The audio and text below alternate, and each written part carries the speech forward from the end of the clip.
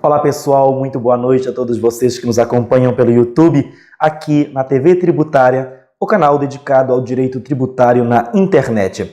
Hoje nós vamos conversar um pouco sobre o lucro real. O lucro real é uma das formas de apuração tributária previstas na legislação. Há outras, há o lucro presumido, o simples nacional e o lucro arbitrado. Mas hoje nós vamos nos dedicar a entender aspectos básicos do lucro real. Sobre ele, o que é importante nós sabermos? É importante que nós saibamos que no lucro real, a tributação da renda e do lucro auferidos pelo contribuinte ao longo de um período de tempo se dá na exata medida de sua obtenção. Explico. Significa dizer que o imposto de renda e a contribuição social sobre o lucro líquido incidirão sobre os valores realmente, efetivamente obtidos como renda e como lucro pelos contribuintes. É diferente, por exemplo, da apuração no lucro presumido, porque no lucro presumido, o imposto de renda e a contribuição social incidem sobre uma presunção, sobre uma ficção. Muito bem.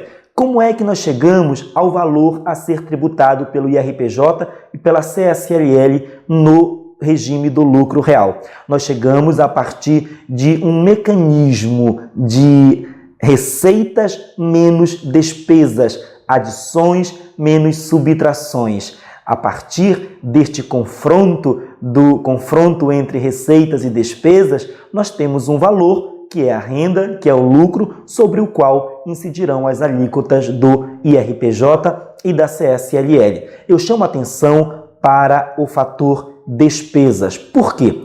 Ele é um fator muito importante na medida em que, quanto mais despesas o contribuinte tiver, menor será a sua renda, o seu lucro tributáveis.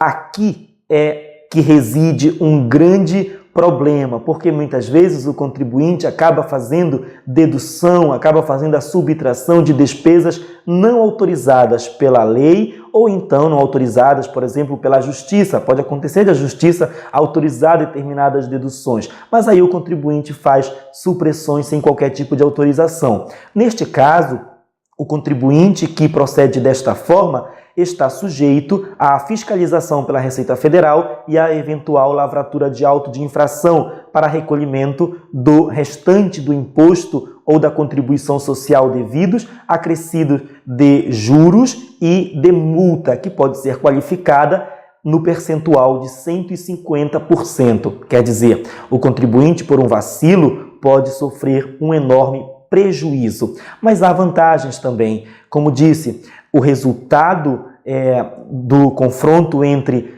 receitas e despesas é a renda tributável. Mas se não houver resultado positivo, se houver um resultado negativo, significa que não houve renda, que não houve lucro, mas sim que houve prejuízo. Este prejuízo pode ser também compensado no futuro. Olha que vantagem interessante no lucro real. A despeito de todo o problema que uma despesa subtraída sem autorização pode gerar, é possível que, uma vez apurado o prejuízo, o contribuinte possa se valer deste prejuízo para compensação no futuro. Há também uma preocupação que precisa ser registrada. No lucro real, as obrigações instrumentais ou acessórias, como também são conhecidas, são superiores em número em relação aos outros regimes de apuração tributária.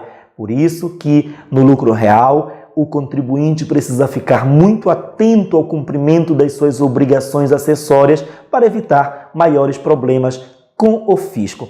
Essas eram as nossas considerações, pessoal. Aliás, essas são as nossas considerações basilares, é verdade, simplórias, elementares sobre o lucro real. Mas é isso mesmo, nossa intenção é a de apresentar de uma maneira simplificada este regime de tributação.